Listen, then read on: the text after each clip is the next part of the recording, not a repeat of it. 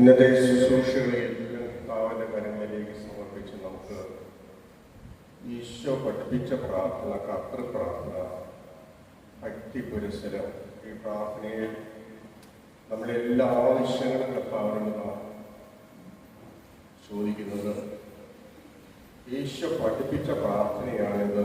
അതാണ് ഇതിൻ്റെ പ്രാധാന്യം.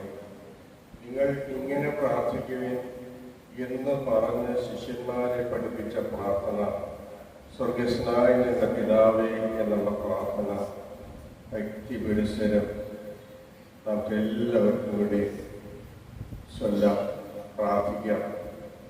ഇന്നത്തെ ശുശ്രൂഷകളെല്ലാം കർത്താവിൻ്റെ കരങ്ങളിലേക്ക് സമർപ്പിക്കാം. ഈ ദേവാലയത്തെ നമുക്ക് സമർപ്പിച്ച് പ്രാർത്ഥിക്കാം. ഇവിടുത്തെ സംവിധാനങ്ങൾ, ഇലക്ട്രിക്കൽ ഉപകരണങ്ങൾ, അത് ഓപ്പറേറ്റ് ചെയ്യുന്ന വ്യക്തികൾ, ഗായക ശുശ്രൂഷകർ, അഭിമന്യ പിതാവ്, മറ്റ് അച്ഛന്മാരെ എല്ലാവരെയും ഇതിലേക്ക് കടന്നു വരുന്ന, ഈ ശുശ്രൂഷയിലേക്ക് കടന്നു വരുന്ന ഓരോ വ്യക്തികളെയും കർത്താവിൻ്റെ കരങ്ങളിലേക്ക് നമുക്ക് സമർപ്പിച്ചുകൊണ്ട് സ്വർഗസ്നായ പിതാവേ എന്നുള്ള പ്രാർത്ഥന, ഭക്തി പുരസ്സരം നമുക്ക് ഇപ്പോൾ പ്രാർത്ഥിക്കാം. സ്വർഗസ്നായ ഞങ്ങളുടെ പിതാവേ,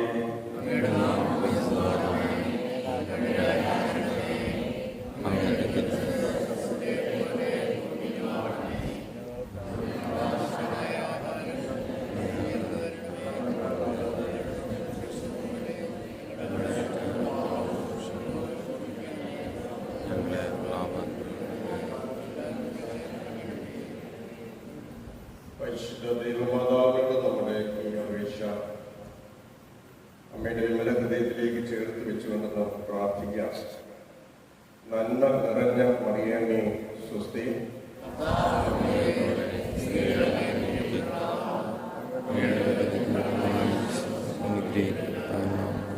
പരിശുദ്ധ മറിയമേ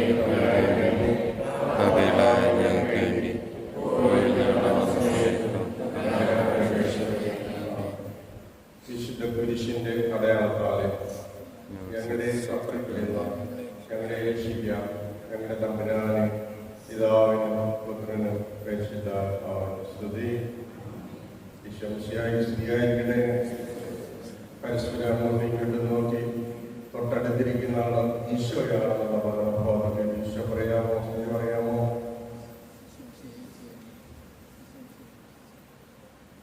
ദൈവമേ നന്ദി, ദൈവമേ സ്തുതി, ദൈവമേ ആരാധന, ദൈവമേ മഹത്വം. ഈശോയെ നന്ദി, ഈശോയെ സ്തുതി, ഈശോയെ ആരാധന, ഈശോയെ മഹത്വം. പരിശുദ്ധാത്മാവായ ദൈവമേ ഞങ്ങളെ നീ ആരാധിക്കുന്നു. പരിശുദ്ധാത്മാവായ ദൈവമേ ഞങ്ങളെ നീ സ്തുതിക്കുന്നു. പരിശുദ്ധാത്മാവായ ദൈവമേ ഞങ്ങൾ അങ്ങേക്ക് നന്ദി കരയറ്റുന്നു. ദൈവമേ ഞങ്ങളെ ആരാധിക്കുന്നു, സ്തുതിക്കുന്നു, സ്തോത്രം ചെയ്യുന്നു, ആരാധിക്കുന്നു, മഹത്വപ്പെടുത്തുന്നു, നന്ദി പറയുന്നു. ഹല്ലേലൂയ എന്ന് പറയാമോ? Hallelujah, hallelujah, hallelujah. ഹൃദയം തുറന്ന് പറയാമോ? Hallelujah, hallelujah, hallelujah. ഉച്ചത്തിൽ പറയാമോ? Hallelujah, hallelujah, hallelujah, hallelujah. ദൈവത്തിൻ്റെ ആത്മാവേ, പരിശുദ്ധാത്മാവേ, ശക്തിയുടെ ആത്മാവേ, സ്നേഹത്തിൻ്റെ ആത്മാവേ, വിശുദ്ധിയുടെ ആത്മാവേ, കൃപാവരങ്ങളുടെ ആത്മാവേ, ഈ സമൂഹത്തിലേക്ക് വന്ന് നിറയണമേ. അങ്ങയുടെ തിരുസന്നിധിയിലായിരിക്കുന്ന ഈ ഭക്തജനത്തെ ആത്മാവിൻ്റെ നിറവ് നൽകി അനുഗ്രഹിച്ച് ആശീർവദിക്കണമേ. ഇന്നത്തെ ശുശ്രൂഷകളെല്ലാം ആത്മാവിൻ്റെ നിറവിൽ ഭക്തി പുരസ്സര, പ്രാർത്ഥന പുരസ്സര, ആരാധനയോടുകൂടി ഹൃദയത്തിൽ ആരാധന മനോഭാവത്തോട് ചെയ്യുവാനുള്ള പരിശുദ്ധാത്മാവിന്റെ അഭിഷേകത്തിന് വേണ്ടി നിങ്ങൾ പ്രാർത്ഥിക്കുന്നു. ഈശോയെ നന്ദി, ഈശോയെ സ്തുതി, ഈശോയെ ആരാധന, ഈശോയെ മഹത്വം. ഇന്ന് ദുഃഖവെള്ളി കോയിന്തപ്പള്ളിയിൽ ഭക്തജനം ദുഃഖവെള്ളിയാചരണത്തിന് വേണ്ടി കടന്നു വന്നിരിക്കുന്നു. പ്രഭാതത്തിൽ തന്നെ ഈ ഭക്തജനം അങ്ങ് ആരാധിക്കാൻ തുടങ്ങുകയാണ്. കർത്താവേ, അവിടുത്തെ ഇരുകരങ്ങളും ഇപ്പോൾ ഈ സമൂഹത്തിൻ്റെ മേൽ അവിടുന്ന് നീട്ടണമേ. അങ്ങയുടെ അനുഗ്രഹവും ആശീർവാദവും ഈ ഭക്തജനങ്ങൾക്ക് നൽകി ശ്രേഷ്ഠമായ രീതിയിൽ എത്രമാത്രം ഉന്നതമായ രീതിയിൽ അങ്ങേ ആരാധിക്കാൻ പറ്റുമോ അത്രയും ഉന്നതമായ രീതിയിൽ ആരാധിക്കാനുള്ള അഭിഷേകത്തിലേക്ക് ഈ സമൂഹത്തെ അവിടുന്ന് മാറ്റണമേ. അസ്വസ്ഥപ്പെടുന്ന ചിന്തക്കാർ അസ്വസ്ഥപ്പെടുന്ന പലവിധമായ ചിന്തകളാൽ ഇരിക്കുന്നവരോടെല്ലാം കർത്താവ് പറയുന്നു, ശാന്തമാകുക, അടങ്ങുക, ശാന്തമാകുക എന്ന് കാറ്റിനോട് കടലിനോടും പറഞ്ഞ അതേ ഈശോ നമ്മെ നോക്കി പറയുന്നു, മകനെ, മകളെ, നിന്റെ ഹൃദയം എനിക്കിതാ, നിന്റെ ആത്മാവ് എന്നിലേക്ക് ഉയരട്ടെ. അത് നമ്മുടെ ആത്മാവിനെ കർത്താവിന്റെ കരങ്ങളിലേക്ക് സമർപ്പിക്കാം. ദൈവാത്മാവും മനുഷ്യാത്മാവും തമ്മിൽ ഐക്യപ്പെടുന്ന നിമിഷമാണ് ആരാധനയുടെ നിമിഷം. സ്വർഗസ്നായ എൻ്റെ അപ്പാ എന്ന് വിളിക്കുമ്പോൾ സ്വർഗം വിട്ട് എൻ്റെ മകൻ, എൻ്റെ മകൾ എന്നെ വിളിച്ചു എന്ന് പറഞ്ഞുകൊണ്ട് സ്വർഗത്തിൽ നിന്ന് ഇറങ്ങി നമ്മുടെ ആത്മാവിലേക്ക് ഇറങ്ങി ദൈവാത്മാവും മനുഷ്യാത്മാവും ഒന്നായി ചേരുന്ന സുന്ദരമായ നിമിഷമാണ് ആരാധനയുടെ നിമിഷം. അതിന് നമുക്ക് ആത്മാവിൽ ഒരുങ്ങിയിരിക്കാം. ദൈവാത്മാവ് നമ്മിലേക്ക് കടന്നു വരുന്ന ഒരേ ഒരു അവയവം, മനുഷ്യനിലുള്ള ഒരേ ഒരു അവയവം മനുഷ്യാത്മാവ് മാത്രമാണ്. അതുകൊണ്ടാണ് വചനം പറയുന്നത്, എഫേസ്യർ 6:18 പറയുന്നു, നിങ്ങൾ അപേക്ഷകളോടും യാചനകളോടും കൂടി എപ്പോഴും ആത്മാവിൽ പ്രാർത്ഥനാനിരതരായിരിക്കുമെന്ന്. ആത്മാവിൽ നമ്മൾ പ്രാർത്ഥനാനിരതരായിരിക്കാം. നമുക്കതിനു വേണ്ടി ഒരിക്കൽ കൂടി ഹാലേലുയ പറഞ്ഞ്, ഹാലേലുയ എന്ന് പറഞ്ഞാൽ ദൈവമേ അങ്ങേക്ക് മഹത്വം എന്നാണ്. Hallelujah, hallelujah, hallelujah, hallelujah, hallelujah, hallelujah, hallelujah. ഈശോയുടെ പീഡാനുഭവവും അവിടുത്തെ കുരിശുമരണവും നമ്മുടെ മനസ്സിൽ, നമ്മുടെ മനോമുഖരത്തിൽ നിറഞ്ഞു നിൽക്കുന്നു. തീവ്രമായ ദുഃഖത്തിന്റെ അന്ധകാരത്തിൽ ആഴ്ത്തിയ, ഭൂമിയെ നടുക്കിയ, ഹൃദയഭേദകമായ ആ ദാരുണ മരണം മനുഷ്യ മനസ്സിനെ കീറി മുറിക്കുന്നത് കൊണ്ടാണ് ഈ ദിനത്തെ ദുഃഖവെള്ളി എന്ന് നാം വിളിക്കുന്നത്. അതെ, നമുക്ക് വേണ്ടി ക്രൂശിക്കപ്പെട്ട നമ്മുടെ കർത്താവിന്റെ പീഡാസഹനങ്ങളും കുരിശു മരണങ്ങളും അനുസ്മരിക്കുന്ന ഈ നിമിഷങ്ങൾ അത് സന്തോഷം നൽകുന്നതാണ്. ഈശോയുടെ മരണത്തിന് ശേഷം ഉദ്ധാരമാകുമ്പോഴാണ് ഈ സന്തോഷം നമുക്ക് കിട്ടുന്നത്. ഈശോയുടെ പീഡാസഹനത്തെ ഓർത്ത്, ഈശോയെ നീ എനിക്ക് വേണ്ടി മരിച്ചുവല്ലോ, നീ എനിക്ക് വേണ്ടി പീഡകൾ സഹിച്ചുവല്ലോ, നീ എനിക്ക് വേണ്ടി കഷ്ടതകൾ അനുഭവിച്ചുവല്ലോ, നിന്റെ മരണം എന്റെ രക്ഷയ്ക്ക് വേണ്ടിയായിരുന്നുവല്ലോ എന്ന് ഓർക്കുമ്പോഴാണ് നമ്മുടെ ഹൃദയത്തിൽ ഭാരം കൊണ്ട് നിറയുന്നത്, നമ്മുടെ ഹൃദയത്തിൽ ദുഃഖം കൊണ്ട് നിറയുന്നത്. ഈശോ പറയുന്നു, നിങ്ങൾ അസ്വസ്ഥരാകണ്ട, നിങ്ങളുടെ ഹൃദയം ഭാരപ്പെടേണ്ട, ഇതെന്റെ കർത്താവിന്റെ അപ്പന്റെ ഹിതമായിരുന്നു. എന്തുകൊണ്ടാണ് യേശു ഇത്രയും നിന്ദ്യമായ ഒരു കുരിശുമരണം ഏറ്റെടുത്തത് എന്നതിനുള്ള ഉത്തരം, അതിനുള്ള ഒരേ ഒരു ഉത്തരം, അത് അവിടുത്തെ ഹിതമായിരുന്നു എന്നുള്ളത് മാത്രമാണ്. ദൈവത്തിന്റെ ഹിതമായിരുന്നു, അപ്പന്റെ ഹൃദയമായിരുന്നു, അപ്പന്റെ ഇഷ്ടമായിരുന്നു. യേശു ഇങ്ങനെ ഒരു പാടുപീഡകൾ സഹിച്ച് ഒരു മരണം ഏറ്റെടുക്കണം എന്നുള്ളത്, ബലിയായി തീരണം എന്നുള്ളത് പിതാവായ ദൈവത്തിന്റെ പദ്ധതി മാത്രം ആയിരുന്നു. ഇത് ദൈവമായ കർത്താവ് ഒരു നിമിഷം കൊണ്ട് തീരുമാനിച്ചതല്ല. അതിന്റെ തെളിവാണ് ഉൽപ്പത്തി പുസ്തകം 3-ാം അധ്യായത്തിന്റെ 15 നിന്ന് വായിക്കുന്നത്. ഉൽപ്പത്തി പുസ്തകം എന്ന് പറയുന്നത് ബൈബിളിലെ ആദ്യത്തെ പുസ്തകമാണ്. ബൈബിളിലെ ആദ്യത്തെ പുസ്തകമായ ഉൽപ്പത്തി പുസ്തകത്തിന്റെ 3-ാം അധ്യായത്തിന്റെ 15-ാം തിരുവചനം ഇങ്ങനെ പറയുന്നു: അത് ദൈവം സാത്താനെ നോക്കി പറയുകയാണ്, ദൈവമക്കൾ ദൈവത്തിൽ നിന്ന് അകന്നുപോയി എന്ന് മനസ്സിലാക്കിയപ്പോൾ സാത്താൻ മനുഷ്യനെ കീഴടക്കി പരാജയപ്പെടുത്തി ദൈവത്തിൽ നിന്ന് അകറ്റി, ദൈവസ്നേഹത്തിൽ നിന്ന് അകറ്റി എന്ന് മനസ്സിലാക്കിയ ദൈവം സാത്താനെ നോക്കി പറയുന്ന ഒരു വചനമുണ്ട്: സ്ത്രീയും നീയും തമ്മിൽ, നിന്റെ സന്തതിയും അവളുടെ സന്തതിയും തമ്മിൽ ഞാൻ ശത്രുത ഉളവാക്കും. സ്ത്രീയുടെ സന്തതി നിന്നെ തല പകർത്തും, നീ അവന്റെ കുതികാലിൽ പരിക്കേൽപ്പിക്കും. ദൈവം ഉൽപ്പത്തിയിലെ കണ്ടു ഈശോ, സ്ത്രീയുടെ പുത്രനായ ഈശോ മിശിഹ സാത്താന്റെ തല തകർക്കുന്നത് ഗാഗുൽത്താ മലയിലെ 2 കള്ളന്മാരുടെ മധ്യേ 3 ആണിന്മേൽ ക്രൂശിക്കപ്പെട്ട് ബലിയായി തീരുമ്പോഴാണെന്ന് ദൈവപിതാവ് അന്നേ നിശ്ചയിച്ചിരുന്നു.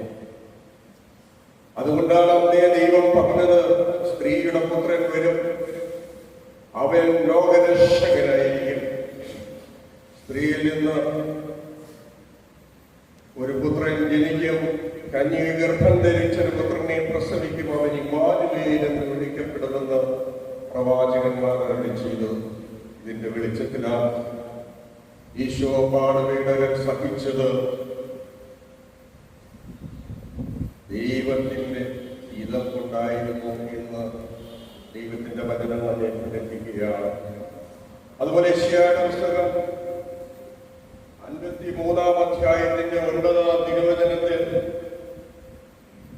വചനപ്രകാരം പറയുന്നു, അവന് ക്ഷതമേൽക്കുമെന്നുള്ളത് കർത്താവിന്റെ ഹിതമായിരുന്നു, അവിടുന്നാണ് അവനെ ക്ലേശങ്ങൾക്ക് വിട്ടുകൊടുത്തത്.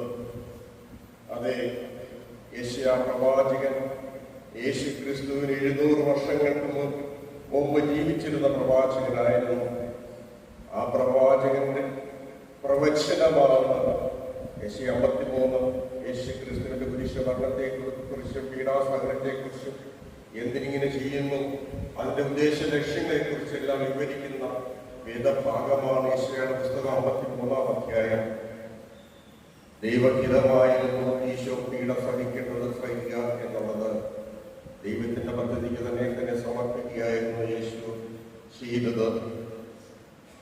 സുവിശേഷത്തിന്റെ പൂർണ്ണമായ സന്ദേശം ഒരു പ്രത്യേക ചരിത്ര സംഭവത്തെ കേന്ദ്രീകരിച്ചാണ് വലയം ചെയ്യുന്നത്. ആ ചരിത്ര സംഭവം ഗാഗുൽത്താ മലയിൽ 2 കള്ളന്മാരുടെ മധ്യേ നമുക്കായി ബലിയായിരിക്കുന്ന യേശു ക്രിസ്തുവിന്റെ ബലിയാണ്. ദുഃഖവെള്ളിയാഴ്ചയിലെ ആ ബലി. ഇതിനെക്കുറിച്ച് എബ്രായ ലേഖനത്തിൽ പറയുന്നുണ്ട്. എബ്രായർക്ക് എഴുതിയ ലേഖനം 10-ാം അധ്യായത്തിന്റെ 10-ൽ ആ ഹിതമനുസരിച്ച്, ദൈവഹിതമനുസരിച്ച് യേശു ക്രിസ്തുവിന്റെ ശരീരം എന്നേക്കുമായി ഒരിക്കൽ സമർപ്പിക്കപ്പെട്ടത് വഴി നാം വിശുദ്ധീകരിക്കപ്പെട്ടിരിക്കുന്നു. എന്തുകൊണ്ടാണ്, എന്തിനു വേണ്ടിയാണ് യേശു ബലിയായി തീർന്നത് എന്ന് വചനം നമ്മെ പഠിപ്പിക്കുക.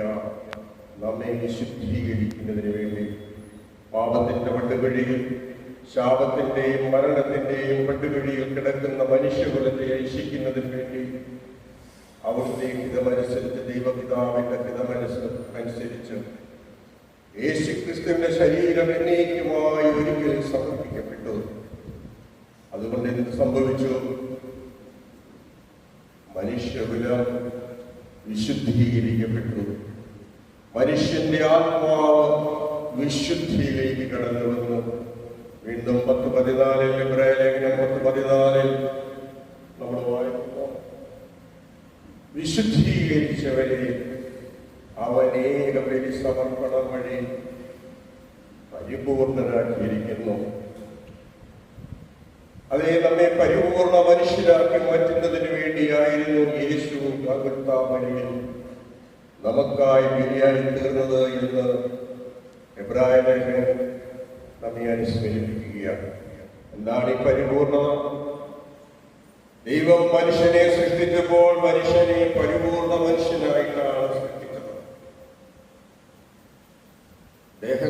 ആത്മാവ് 3 തലങ്ങൾ നൽകി.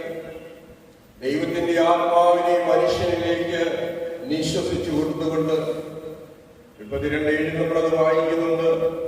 ദൈവമായ കർത്താവ് ഭൂമിയിലെ പൂഴി കൊണ്ട് മനുഷ്യന് രൂപം നൽകി.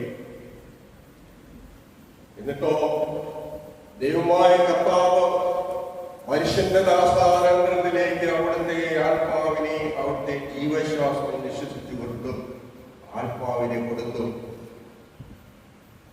ആ ശരീരം ദൈവത്തിന്റെ ആത്മാവിനെ സ്വീകരിച്ചു. വചനം പറയുന്നു, അപ്പോൾ മനുഷ്യന് ജീവനുണ്ടായി. അങ്ങനെ ദേഹി ആത്മാവ് 3 തലങ്ങൾ നൽകിക്കൊണ്ട് ദൈവം മനുഷ്യനെ സൃഷ്ടിച്ചു.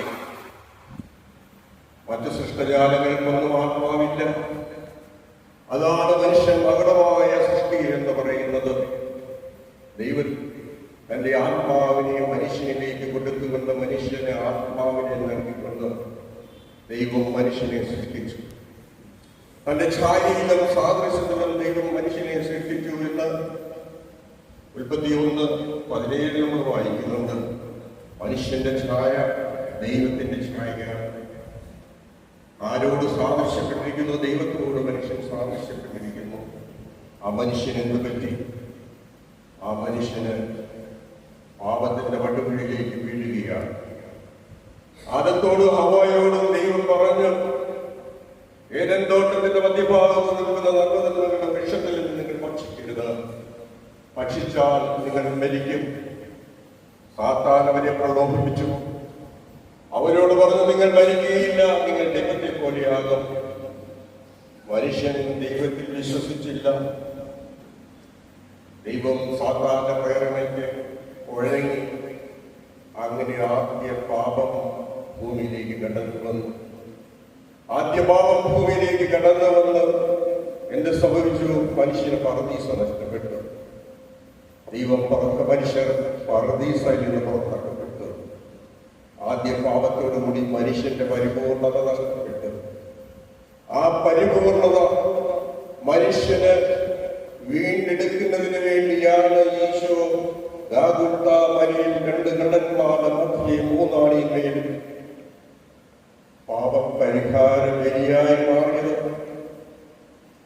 അതാണ് വചനം പറയുന്നത്, വിശുദ്ധീകരിച്ചവരെ അവൻ ഏകബലി സമർപ്പണം വഴി പരിപൂർണരാക്കിയിരിക്കുന്നു. ഇന്ന് നാം പരിപൂർണ മനുഷ്യരാണ്. എന്തുകൊണ്ട്?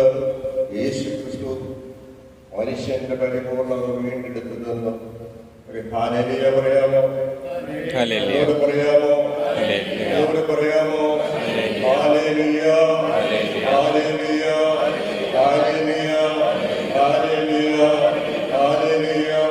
ദൈവമേ നന്ദി, ദൈവമേ സ്തുതി, ദൈവമേ ആരാധന, ദൈവമേ മഹത്വം. യേശുവേ നന്ദി, യേശുവേ സ്തുതി, യേശുവേ ആരാധന, യേശുവേ മഹത്വം.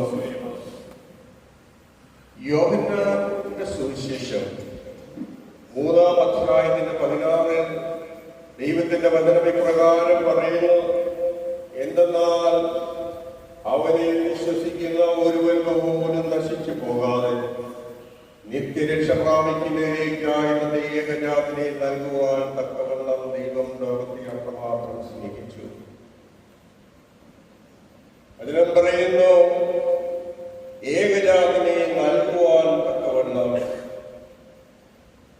ഏകജാതനായ യേശു ക്രിസ്തുവിനെ പിതാവായ ദൈവം എങ്ങനെയാണ് നൽകിയത്? ബലി അർപ്പിച്ചുകൊണ്ടാണ്, യാഗമായി നൽകിക്കൊണ്ടാണ് നൽകിയത്. എന്തിനു വേണ്ടി? ഒരുവൻ പോലും നശിച്ചു പോകാതെ, അവനെ വിശ്വസിക്കുന്ന, ദൈവത്തിൽ വിശ്വസിക്കുന്ന, യേശു ക്രിസ്തുവിൽ വിശ്വസിക്കുന്ന ഒരുവൻ പോലും നശിച്ചു പോകാതെ നിത്യരക്ഷ പ്രാപിക്കുന്നതിലേക്കായി തന്റെ ഏകജാതനെ നൽകുവാൻ തക്കവണ്ണം ദൈവം ലോകത്തെ അത്രമാത്രം സ്നേഹിച്ചു എന്ന് വചനം പഠിപ്പിക്കുന്നു. ദൈവത്തിന്റെ സ്നേഹത്തിന്റെ പ്രതീകമാണ് ഇവിടെ നാം കാണുന്നത്. എന്തിനു വേണ്ടി ഈശോ യാഗമായി തീർന്നു? അത് മനുഷ്യകുലത്തോടുള്ള ദൈവത്തിന്റെ സ്നേഹമാണ്. ഒരുവൻ പോലും നശിച്ചു പോകുവാൻ ദൈവം ആഗ്രഹിക്കുന്നില്ല എന്ന് ലേഖനത്തില് 4-ാം അധ്യായത്തിന്റെ 19-ാം തിരുവചനത്തിൽ ഇങ്ങനെ പറയുന്നു: എന്റെ ദൈവം തന്റെ മഹത്വത്തിന്റെ സമ്പന്നതയിൽ നിന്ന് യേശു ക്രിസ്തു വഴി നിങ്ങൾക്ക് ആവശ്യമുള്ളതെല്ലാം നൽകും. അതെ, യേശു ക്രിസ്തു വഴി നിങ്ങൾക്ക് ആവശ്യമുള്ളതെല്ലാം നൽകും. യേശു ക്രിസ്തുവിന്റെ പീഡാസഹനവും കുരിശുമരണവും ഉദ്ധാനവും സ്വർഗാരോഹണവും വഴി നിങ്ങൾക്ക് ആവശ്യമുള്ളതെല്ലാം നൽകുമെന്ന ദൈവത്തിന്റെ വചനം എന്തിനു വേണ്ടി ഈശോ യാഗമായി തീർന്നു എന്നുള്ളത് ഉത്തരമാണ് നാം അവിടെ കാണുന്നത്. യെശയ്യാ 53:10 വീണ്ടും വചനം പറയുന്നു: പാപപരിഹാര വിലയായി തന്നെ അർപ്പിച്ചപ്പോൾ അവിടുന്ന് തന്റെ സന്തതി പരമ്പരയെ കാണുകയും ദീർഘായുസ്സ് പ്രാപിക്കുകയും ചെയ്തു. അതെ, യെശയ്യാ വീണ്ടും പറയുകയാണ്: പാപപരിഹാര വിലയായി തന്റെ പുത്രനെ അർപ്പിച്ചപ്പോൾ അവിടുന്ന് തന്റെ സന്തതി പരമ്പരയെ കാണുകയും നിത്യജീവൻ പ്രാപിക്കുകയും ചെയ്തു എന്നാണ് പറയുന്നത്. അപ്പൊ നിത്യജീവൻ നൽകുന്ന നമുക്ക് ലഭിക്കുന്നതിന് വേണ്ടി ദൈവത്തിന്റെ പുത്രനായ മിശിഹ വരുമെന്നും അവൻ ബലിയർപ്പിക്കപ്പെടുമെന്നും യെശയ്യായുടെ പുസ്തകത്തിൽ, എന്ന് പറഞ്ഞാൽ യേശു ക്രിസ്തുവിന് 700 വർഷങ്ങൾക്ക് മുമ്പ് ജീവിച്ച പ്രവാചകനിലൂടെ ദൈവം നമ്മെ ഉദ്ബോധിപ്പിക്കുകയായിരുന്നു. യേശുവിന്റെ രക്തത്താലാണ് നാം വിശുദ്ധീകരിക്കപ്പെടുന്നത്. യേശുവിന്റെ രക്തം നമ്മുടെ എല്ലാ പാപക്കറകളെയും കഴുകിക്കളയുന്നു. യേശു ക്രിസ്തുവിന്റെ കുരിശു മരണത്തിലൂടെ നമ്മുടെ എല്ലാ പാപങ്ങളെയും അവിടുന്ന് കഴുകിക്കളയുന്നു. യേശു ക്രിസ്തുവിന്റെ രക്തത്താലാണ് നാം വിശുദ്ധീകരിക്കപ്പെടുന്നത് എന്ന് ഈശോ മരിച്ച് ഉദ്ധാനം ചെയ്തതിനു ശേഷം ശിഷ്യന്മാർക്ക് പ്രത്യക്ഷപ്പെടുന്നുണ്ട്. യോഹന്നാൻ 1:9 ദൈവത്തിന്റെ വചനം പറയുകയാണ്, പ്രകാരം പറയുകയാണ്: നിങ്ങൾ നിങ്ങളുടെ പാപങ്ങളെ ഏറ്റുപറയുന്നുവെങ്കിൽ അവൻ വിശ്വസ്തനും നീതിമാനുമാകിയാൽ നിങ്ങളുടെ പാപങ്ങൾ ക്ഷമിക്കുകയും എല്ലാ അനീതികളിൽ നിന്ന് നിങ്ങളെ ശുദ്ധരാക്കുകയും ചെയ്യും എന്ന് പറഞ്ഞാൽ നാം നമ്മുടെ പാപങ്ങൾ സഭയോട്, പുരോഹിതനോട് ഏറ്റു പറയണം. നിങ്ങളുടെ പാപങ്ങളെ ഏറ്റു പറയണം. അപ്പോൾ അവൻ വിശ്വസ്തനും നീതിമാനുമാകി, യേശു ക്രിസ്തു വിശ്വസ്തനും നീതിമാനുമാകിയാണ് നമ്മുടെ പാപങ്ങൾ ക്ഷമിക്കുകയും എല്ലാ അനീതികളിലും നമ്മെ ശുദ്ധീകരിക്കുകയും ചെയ്യും.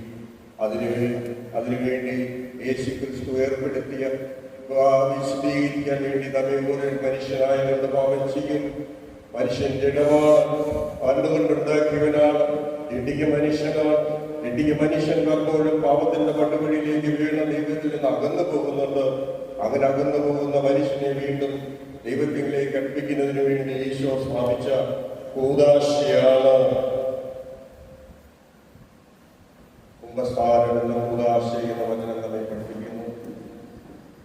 അവൻ യേശു ക്രിസ്തു ഇന്നും നമ്മെ സ്നേഹിക്കുന്നുണ്ട്. അവനെ നീ എത്ര ഭാവിയാണെങ്കിലും നീ അനുദപിച്ച് നീ എന്നിലേക്ക് കടന്നു വന്നാൽ എന്നെ വിശുദ്ധീകരിച്ച് നീ എന്റെ പിതാവിനെ ഞാൻ എന്റെ പിതാവിനെ പുത്രനും പുത്രിയാക്കി മാറ്റുമെന്ന് ഈശോ നമ്മോട് പറയുകയാണ്. ഹല്ലേലൂയ പറയാമോ? ഒന്നുകൂടി പറയാമോ? Hallelujah, hallelujah, hallelujah, hallelujah, hallelujah. യേശുവേ നന്ദി, യേശുവേ സ്തുതി, യേശു ആരാധന, യേശു മഹത്വം. ഈശോ എന്തിനു വേണ്ടിയാണ് കുരിശിൽ യാഗമായി തീർന്നത് എന്ന് ചോദിച്ചാൽ നമ്മളുടെ പാപം പരിഹരിക്കുന്നതിന് വേണ്ടിയാണ്. അത് പത്രോസിന്റെ ലേഖനം 1 പത്രോസ് 2:24 ദൈവത്തിന്റെ വചനം നമ്മോട് പറയുന്നുണ്ട്, യേശുക്രിസ്തു നമ്മളുടെ പാപങ്ങൾ സ്വന്തം ശരീരത്തിൽ സ്വീകരിച്ചുകൊണ്ട് കുരിശിലേറി. അത് നാം പാപത്തിൽ മരിച്ച് നീതിക്കായി ജീവിക്കേണ്ടതിനാണെന്ന്. യേശുക്രിസ്തു നമ്മുടെ പാപങ്ങൾ സ്വന്തം ശരീരത്തിലേക്ക് സ്വീകരിച്ചുകൊണ്ട് കുരിശിൽ കയറി ബലിയായി തീർന്നു. അങ്ങനെ അവനവിടെ ചെയ്യുന്നതിന് വേണ്ടിയാണ് നാം പാപത്തിൽ മരിച്ച് എന്ന് പറഞ്ഞാൽ പാപത്തിന്റെ മുമ്പിൽ മരിച്ചവനെ പോലെ നിന്നുകൊണ്ട്, പാപം ചെയ്യാതെ നിന്നുകൊണ്ട് നീതിക്കായി ജീവിക്കുന്നതാണ് നീതി. പലതരം നീതിയുണ്ട്. ദൈവിക നീതിയെ കുറിച്ചാണ് നമ്മൾ ഇവിടെ പറയുന്നത്. ദൈവിക നീതി എന്ന് പറഞ്ഞാൽ മനുഷ്യൻ ഒരിക്കൽ പോലും പാപം ചെയ്തിട്ടില്ലാത്ത അവസ്ഥയിലേക്ക് നമ്മെ മാറ്റുന്നതാണ് ദൈവിക നീതി. അപ്പോൾ യേശുക്രിസ്തു എന്തിനെ കുരിശിൽ മരിച്ചു എന്ന് ചോദിച്ചാൽ, നമ്മളെ നീതീകരിക്കുന്നതിന് വേണ്ടി, പാപത്തിൽ നിന്ന് നമ്മെ വിശുദ്ധീകരിക്കുന്നതിന് വേണ്ടി യേശുക്രിസ്തു കുരിശിൽ മരിച്ചു. നമ്മുടെ പാപങ്ങളെല്ലാം അവിടുന്ന് സ്വന്തം ശരീരത്തിലേക്ക് ആവാഹിച്ചെടുത്തു എന്ന് പറഞ്ഞാൽ നമ്മുടെ പാപങ്ങളെല്ലാം നമ്മളിൽ നിന്ന് പോയി. അതിന് പകരമായി എന്ത് കിട്ടി? നമുക്ക് പാപക്ഷമ കിട്ടി. അതിനുവേണ്ടിയാണ് യേശു കുരിശിൽ മരിച്ചത്. ഹല്ലേലൂയ. ഒന്നുകൂടെ പറയാമോ? Hallelujah, hallelujah. യേശുവേ നന്ദി, യേശുവേ സ്തുതി, യേശുവേ ആരാധന, യേശുവേ മഹത്വം. പരിശുദ്ധ പരമദിവ്യകാരുണ്യ ഈശോയ്ക്ക്, പരിശുദ്ധ പരമദിവ്യകാരുണ്യ ഈശോയ്ക്ക്, പരിശുദ്ധ പരമദിവ്യകാരുണ്യ ഈശോയ്ക്ക്. യേശു എന്തിനു വേണ്ടി കുരിശിൽ മരിച്ചു എന്ന ചോദ്യത്തിന് മറ്റൊരു ഉത്തരമുണ്ട്. മനുഷ്യകുലത്തിന്റെ മുഴുവൻ ശാപങ്ങളും സ്വന്തം ശരീരത്തിലേക്ക് കുരിശിലേക്ക് ആവാഹിച്ചുകൊണ്ട്, മനുഷ്യകുലത്തിന്റെ ശാപം ഏറ്റെടുത്തുകൊണ്ട് മനുഷ്യനെ അനുഗ്രഹിക്കുന്നതിന് വേണ്ടി ഈശോ കുരിശിൽ മരിച്ചു എന്ന വചനം ഗലാത്യ ലേഖനം 3-ാം അധ്യായത്തിന്റെ 13 പ്രകാരം പറയുന്നു, യേശുക്രിസ്തു നമ്മെ പ്രതി ശപിക്കപ്പെട്ടവനായി തീർന്നുകൊണ്ട് നിയമത്തിന്റെ ശാപത്തിൽ നിന്ന് നമ്മെ രക്ഷിച്ചുവെന്ന്. യേശുക്രിസ്തു ഒരിക്കലും ശപിക്കപ്പെട്ടവനായിരുന്നില്ല. പിന്നെയോ അവൻ ശപിക്കപ്പെട്ടവനായി തീർന്നു. ശപിക്കപ്പെട്ടവനായി തീർന്നുകൊണ്ട് നിയമത്തിന്റെ ശാപത്തിൽ നിന്ന് നമ്മെ രക്ഷിച്ചു എന്ന് വചനം പറയുന്നു. ശാപത്തിന്റെ അടയാളമായിരുന്ന പുരുഷനെ രക്ഷയുടെ അടയാളമാക്കി അവൻ മാറ്റി. ശപിക്കപ്പെട്ടവർക്ക് വേണ്ടി മാത്രം നൽകിയിരുന്ന കുരിശുമരണം അവിടുന്ന് ഏറ്റെടുത്തത് മനുഷ്യകുലത്തിന്റെ മുഴുവൻ ശാപങ്ങളും യേശുക്രിസ്തു കുരിശിലേക്ക് ആവാഹിച്ചെടുക്കുകയായിരുന്നു. എന്ന് പറഞ്ഞാൽ ഞാനും നിങ്ങളും ശപിക്കപ്പെട്ടവരല്ല. യേശുക്രിസ്തുവിൽ വിശ്വസിക്കുന്നവർക്ക് ഈ അനുഭവം, ഈ അനുഗ്രഹം അവിടുന്ന് വാഗ്ദാനം ചെയ്യുന്നുണ്ട്. അബ്രഹാമിന്, ഇസ്ഹാക്കിന്, യാക്കോബിന് നൽകിയ അതേ അനുഗ്രഹം മനുഷ്യകുലത്തിന് നൽകുന്നതിന് വേണ്ടിയാണ് ഈശോ ശാപമായി തീർന്നുകൊണ്ട് കുരിശിൽ കയറിയത് എന്ന് സാരം. യേശുവെ നമ്മൾ ആരാധിക്കേണ്ടതല്ലേ? ആരെങ്കിലും എന്റെ ഭവനം ശപിക്കപ്പെട്ട ഭവനമാണ്, എന്റെ മാതാപിതാക്കൾ നിയമത്തിന്റെ ശാപത്തിൽ പെട്ടവരാണ്. നിയമത്തിന്റെ ശാപം എന്ന് പറഞ്ഞാൽ നിയമം കൽപ്പനകളാണ്. കൽപ്പനകൾ ലംഘിക്കുമ്പോൾ കിട്ടുന്ന ശാപത്തെയാണ് ഇവിടെ സൂചിപ്പിക്കുന്നത്.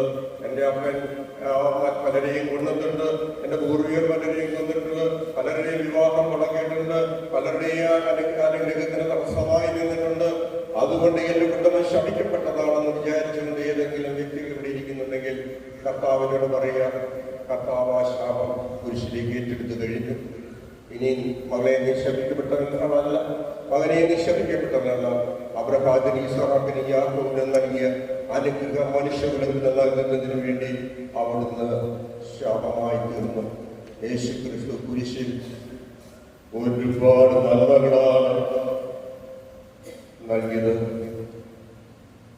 ശപിക്കപ്പെട്ടവരുടെ ശാപമെല്ലാം അവിടുന്ന് ഏറ്റെടുക്കുകയായിരുന്നു. അത് അറിയണമെങ്കിൽ യേശുക്രിസ്തുവിലേക്ക് തന്നെ നോക്കണം. അവന് വിശന്നിരുന്നു, അവന് ദാഹിച്ചിരുന്നു, അവൻ നഗ്നനായിരുന്നു. പട്ടാളക്കാർ അവന്റെ വസ്ത്രം ഉരിഞ്ഞെടുത്തു. അങ്ങനെ പലവിധമായ കഷ്ടതകൾ യേശു കുരിശിൽ കുരിശിൽ അനുഭവിക്കുകയാണ്. ഈ കഷ്ടതകളെല്ലാം അനുഭവിച്ചത് യേശുക്രിസ്തു ശപിക്കപ്പെട്ടതായ കുരിശിൽ കയറിയതുകൊണ്ടാണ്.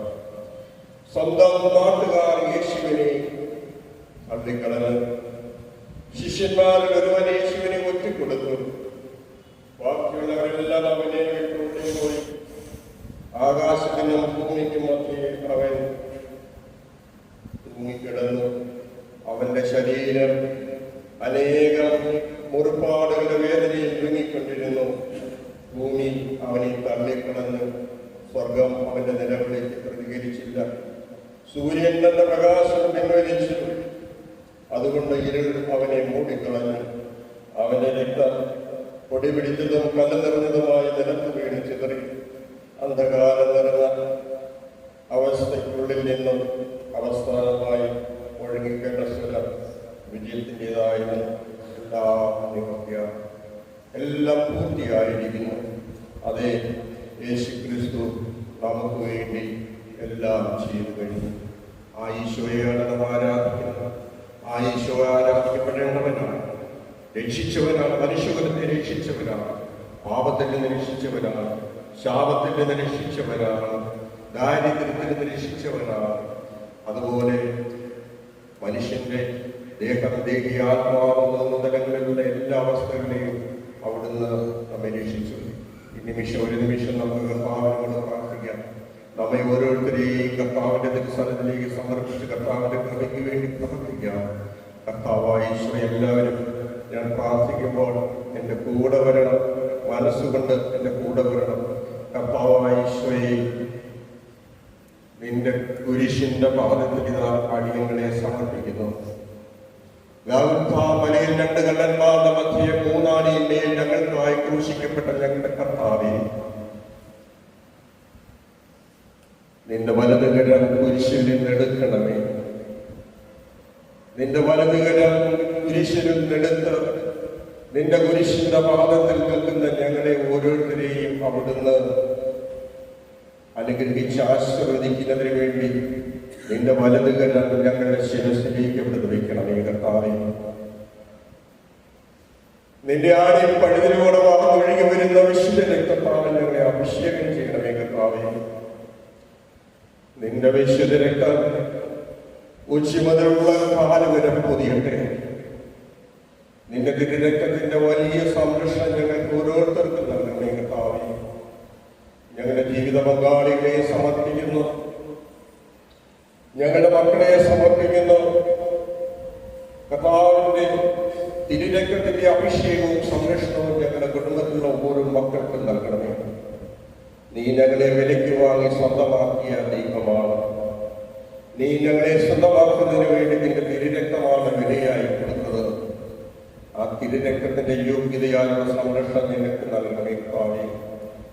ഞങ്ങളെ ഉപദ്രവിച്ചുകൊണ്ടിരിക്കുന്ന അന്ധകാര ശക്തികളിൽ നിന്ന്, ഞങ്ങളെ ഉപദ്രവിച്ചുകൊണ്ടിരിക്കുന്ന ദുഷ്ടവിശ്വാസികളിൽ നിന്ന്, എല്ലാ അന്ധകാര ശക്തികളിൽ നിന്ന്, എല്ലാ മാനുഷിക വൈശാലിക ശത്രുക്കളിൽ നിന്ന് ഞങ്ങളെ രക്ഷിക്കുന്നതിന് വേണ്ടി അവിടുന്ന് യാഗമായി തീർന്നു കർത്താവേ. ആ തിരുരക്തത്തിന്റെ യോഗ്യതയാൽ ഞങ്ങൾ പ്രാർത്ഥിക്കുന്നു.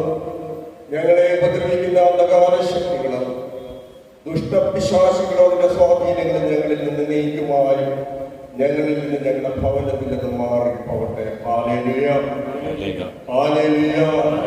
യേശുവേ നന്ദി, യേശുവേ സ്തുതി, യേശുവേ ആരാധന. യേശുവേ, നിന്റെ വലതുകരം നീട്ടി ലോകത്തെ അനുഗ്രഹിച്ച് ആശീർവദിക്കണമേ. നിന്റെ വലതുകരം നീട്ടി സമാധാനമില്ലാതെ അസ്വസ്ഥതയിൽ കഴിയുന്ന കുടുംബങ്ങളെ ആശ്വസിപ്പിക്കണമേ. നിന്നിൽ നടന്നു പോകുന്ന ഇളം തലമുറയെല്ലാം അനുഗ്രഹിച്ച് ആശീർവദിക്കണമേ. ഈ ദേവാലയത്തിൽ വന്നിരിക്കുന്ന ഞങ്ങളെ ഓരോരുത്തരെയും അവിടുന്ന് അനുഗ്രഹിച്ച് ആശീർവദിക്കണമേ. ഈ ദേവാലയത്തിൽ ശുശ്രൂഷിക്കുന്നതിന് ബഹുമാനപ്പെട്ട ബഹുമാനമുള്ള ജോസഫിനെ ഞങ്ങളുടെ കരങ്ങളിലേക്ക് സമർപ്പിച്ച് അച്ഛന് വേണ്ടി പ്രാർത്ഥിക്കുന്നു. കർത്താവിന്റെ വലതുകരവും ഇടതുകരവും അച്ഛന്റെ ഉച്ചയിലേക്ക് പോയിക്കണമേ ഞങ്ങൾ യാചിച്ച് പ്രാർത്ഥിക്കുന്നു. അങ്ങയുടെ വലതുകരത്തിൽ നിന്നും ഇടതുകരത്തിൽ നിന്നും വാർന്നൊഴുകി വരുന്ന വിശുദ്ധ രക്തം അച്ഛന്റെ ഉള്ളിലുള്ള കാല് വരെ ഉച്ച മുതൽ ഉള്ള കാലം വരെ പൊതിയട്ടെ. തിരുരക്തത്തിന്റെ വലിയ അഭിഷേകവും സംരക്ഷണവും അച്ഛന് ലഭിക്കട്ടെ. പൗരോഹിത്യധർമ്മം ശ്രേഷ്ഠമായ രീതിയിൽ ചെയ്യുവാനുള്ള ഒരു അഭിഷേകത്തിന് വേണ്ടി കർത്താവിന്റെ തിരുരക്തത്തിന്റെ സംരക്ഷണം നൽകി അനുഗ്രഹിക്കണമേ എന്ന് പ്രാർത്ഥിക്കുന്നു. അച്ഛന്റെ മാതാപിതാക്കൾക്ക് വേണ്ടി പ്രാർത്ഥിക്കുന്നു. ബന്ധുമിത്രാദികൾക്ക് വേണ്ടി പ്രാർത്ഥിക്കുന്നു. കർത്താവേ, ഈ ദേവാലയത്തെ നന്നായി കൊണ്ടുപോകുന്ന അച്ഛന്റെ എല്ലാ അനുഗ്രഹങ്ങളും നൽകി അച്ഛനെ ആശീർവദിക്കണമേ എന്ന് പ്രാർത്ഥിക്കുന്നു. യേശുവേ നന്ദി, യേശുവേ സ്തുതി, യേശുവേ ആരാധന, യേശുവേ മഹത്വം. യേശുവേ നന്ദി, യേശുവേ സ്തുതി, യേശുവേ ആരാധന, യേശുവേ മഹത്വം.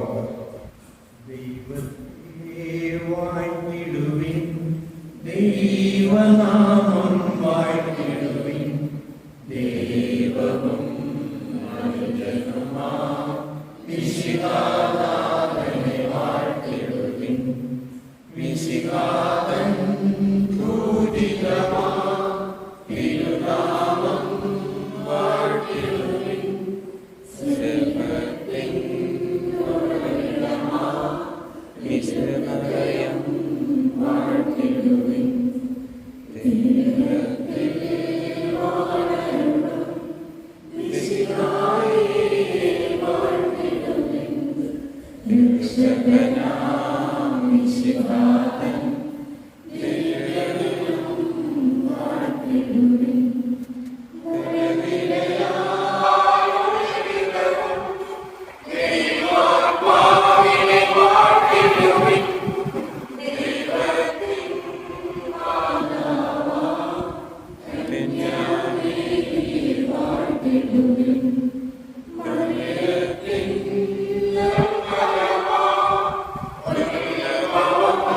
Lord,